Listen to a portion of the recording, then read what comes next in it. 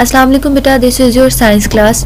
Lastly हमने acids के बारे में देखा था और साथ में ही हमने थोड़ा बहुत मतलब रिलेट करके बेटा बेसिस के बारे में भी देख लिया था।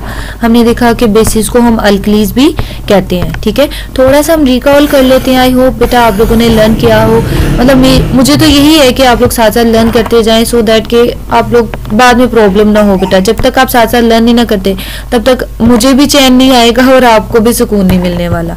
तो बेसिकली हम कहते हैं कि जो हमने लास्टली देखा था उसमें हमने सबसे पहले आर्हीनेस कॉन्सेप्ट देखा था। ऐसे ही है ना। आर्हीनेस ने हमें क्या बताया? आर्हीनेस ने बताया एसिड वो है जो कि क्या प्रोड्यूस करे, H पॉजिटिव आयन प्रोड्यूस करती है। जब भी वाटर में डिजोल्व होगा एसिड तो H पॉजिटिव, जिसे हम प्रोटॉन भी कहते हैं, वो प्रोड्यूस करेगी। उसके बाद जब हम बेस की बात की तो आर्हीनेस ने कहा बेस वो होता है जो कि वाटर में OH नेगेटिव आयन प्रोड्यूस करे। इसे आप हाइड्रोक्साइड आयन भी कह सकते हैं, हाइड्रोक्सल आयन भी कह सकते हैं। ठीक है, तो ये था बेसिक कॉन्सेप्ट जो कि आपको आर्हीनेस ने दिया। उसके बाद बेटा हमने एक और चीज देखी थी, वो था न्यूट्रलाइजेशन रिएक्शन। न्यूट्रलाइजेशन रिएक्शन क्या कहता है? न्यूट्रलाइजेशन रिएक्शन ये कहता है that acid whenever it reacts with a base they produce salt and water.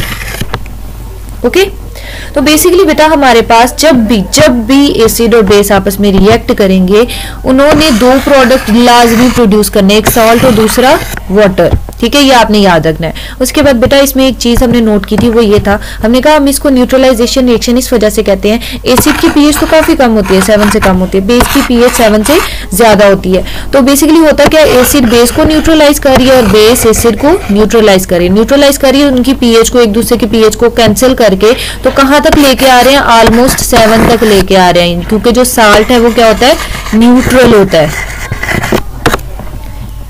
ठीक है, ये पिछली बात ही थी, ये आपको क्लियर है? इसका मतलब है एसिड जो है और बेस आपस में ऑपोजिट है एक तरह से। इसकी पीएच 7 से कम है, इसकी पीएच 7 से ज्यादा है। ठीक है, अब हम बुक से देखते हैं।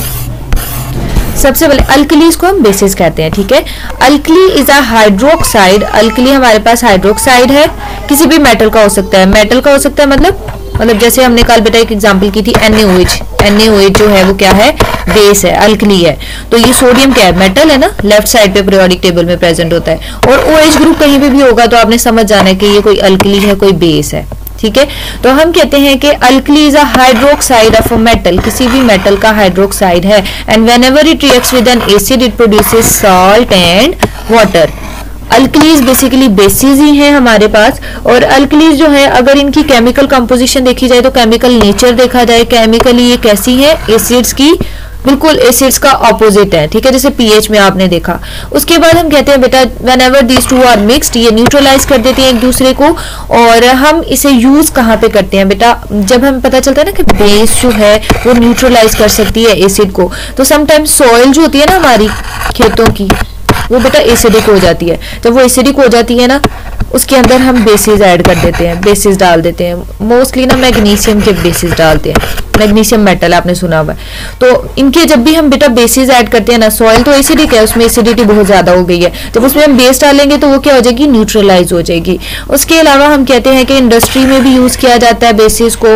ऑयल और फैट से सोप बनाने के लिए भी यूज किया जाता है। उसके अलावा क्लोथ्स की डाइंग में भी यूज किया जाता है। बेटा ऑयल और फैट्स में जब भी हम कोई बेस डाल के उसे हीट अप करते हैं ना, तो उसे आहिस्ता आहिस्ता सोप बन जाता है। देखो जरा, अब इसकी प्रॉपर्टीज देख लेते हैं हम। प्रॉपर्टीज में जैसे उसमें भी हमने प्रॉपर्टीज देखी थी, इसका जो टेस्ट है वो कैसा है? बिटर है। Alkalis are soluble in water, water में सॉल्युबल हैं क्योंकि OH ग्रुप है इनके अंदर। उसके बाद हम कहते हैं ये भी क्रोसिव है, वो भी क्रोसिव थी ना। क्रोसिव होने का मतलब क्या होता है कि क्रोसिव है तो रस्टिंग भी काज करेगा। आल्सो बेटा क्रोसिव है, इसका मतलब डेंजरस भी है। डेंजरस है इसका मतलब है अगर आपके हाथ पे गिरे या फिर कहीं पे कपड़ों पे गिरे तो डैमेज कर सकती है स्किन को भी और क्लोथिंग को भी, ये नीचे लिखा हुआ है। आईज में अगर चले जाए तो that would also be dangerous. उसके अलावा इनका जो टच है, इनको टच करें तो कैसी फीलिंग आती है? सोपी सी, स्लिपरी फीलिंग आती है।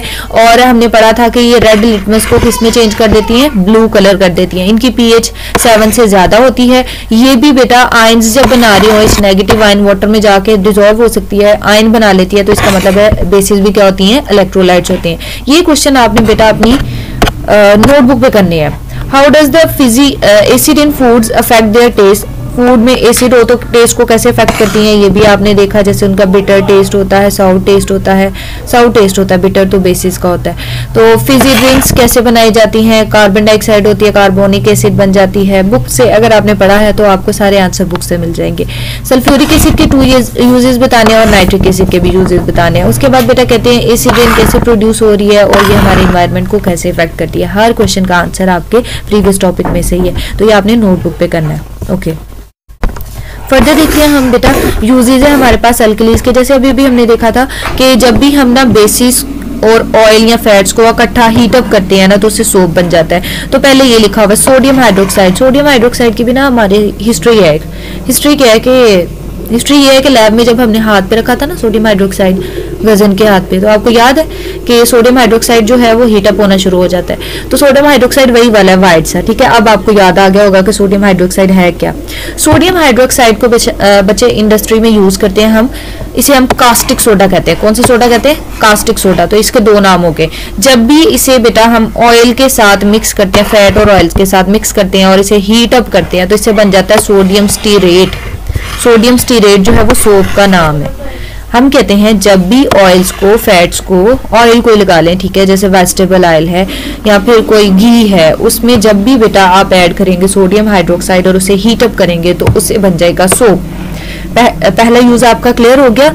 उसके बाद बेटा हम इसे सोडियम हाइड्रोक्साइड आपको पता है किस तरह का है, तो इसे हम एज ए क्लीनर भी यूज करते हैं, अवन की क्लेंजिंग के लिए भी यूज करते हैं, अवन जो होता है घर में, ठीक है। उसके अलावा सोडियम हाइड्रोक्साइड को बेटा पेपर की मैन्युफैक्चरिंग में यूज किया जाता है। कहाँ पे यूज किया जाता है? बेसिकली हम वैसे सोचे पेपर पे रखेंगे तो पेपर तो जल जाएगा, तो इस पर्पज में यूज नहीं होता, उससे पहले पर्पज में यूज होता है। जैसे वुड होती है ना कोई भी, आपको पता है उसके साथ थोड़ी सी ग्लू सी लगी होती है समटाइम, वो ग्लू हम बच्चे भी उतारते होते थे जब छोटे होते थे, तो उस ग्लू को रिमूव करने के लिए सोडियम हाइड्रोक्साइड यूज किया जाता है। सोडियम हाइड्रोक्साइड जैसे ही उसके ऊपर ये रखते हैं तो वो ग्लू जो है वो पिघलना शुरू हो जाती है, सेपरेट हो जाती है, ठीक है। तो इस तरह से इसके आपने 3 यूजेस देख लिए। उसके बाद बेटा हम देखते हैं अमोनियम हाइड्रोक्साइड के बारे में। ये भी वाटर में सोल्यूबल होता है, इसलिए इसे as a household bleaches में यूज किया जाता है। जो कपड़ों पे ब्लीचम नहीं लगाते, ब्लीच लगाते हैं, जो दाग धब्बे आप लड़के खासकर बहुत ही गहरे वाले लगा देते हैं, तो फिर माएँ बेचारियां क्या करती हैं, वो अमोनियम हाइड्रोक्साइड के ब्लीचम बना होता है ब्लीच से, ठीक है, वो डालती हैं और वो दाग धब्बे जो हैं वो फिर थोड़े टाइम के बाद आहिस्ता आहिस्ता रिमूव होते जाते हैं। ओके, उसके बाद अगला जो आ जाता है आपके